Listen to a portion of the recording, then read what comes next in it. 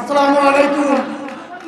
সম্মানীয় সাথী বন্ধুগণ, বাংলাদেশ যুব অধিকার পরিষদ সর্বপ্রথম কারানি হত্যার প্রতিবাদে ভারতের হাই কমিশন ঘেরাও করেন। এরপরে যখন 2021 সালে এই স্বৈরাচার শেখ হাসিনা দিল্লির কসাই মোদিকে স্বাধীনতা জয়ন্তীতে আমন্ত্রণ করেন, তখন বাংলাদেশ যুব অধিকার পরিষদ দুর্গ গড়ে তোলেন। তখন এই মতিঝিল শাপলা চত্বরে পুলিশ নারকীয় হামলা চালায়।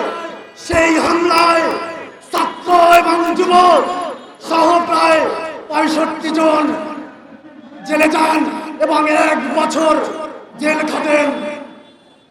কিন্তু বাংলাদেশ যুব অধিকার পরিষদের ইতিহাস, ভারত বিরোধিতার ইতিহাস, বাংলাদেশ যুব অধিকার পরিষদের ইতিহাস, আন্দোলন সংগ্রামের ইতিহাস ভারতকে বলে দিতে চাই, এটি বঙ্গবন্ধুর বাংলাদেশ নয়, এটি শেখ হাসিনার বাংলাদেশ নয়, এটি 24-এর বাংলাদেশ, এটি নূতন বাংলাদেশ।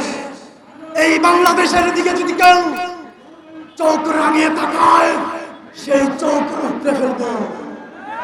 আমরা বলে দিতে চাই, আর একবার যদি বাংলার বুকে গুলি চলে, তাহলে ওই ভারতের বুকে 10টা গুলি চলবে।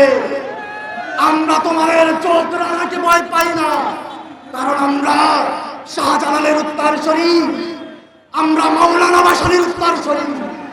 আমাদেরকে ভয় দেখাবো না, আমরা ভয় পাই না। আমরা পাকিস্তান থেকে আলাদা হয়েছি দিল্লির দালালি করার জন্য নয়। অতএব সাবধান। এবং বিজিবির ভাইদেরকে বলবো, এই ভারত যদি আমাদের বর্ডারে আবার কোন বাংলাদেশি ভাইকে গুলি করে, একটা গুলির বিরুদ্ধে 10টা গুলি চালাতে হবে। আর যদি আপনারা ব্যর্থ হন, তাহলে দায়িত্ব ছেড়ে দেন। এই বাংলার যুবক ছাত্র জনতা বর্ডারের দায়িত্ব নিবে। ধন্যবাদ সকলকে। আসসালামু আলাইকুম।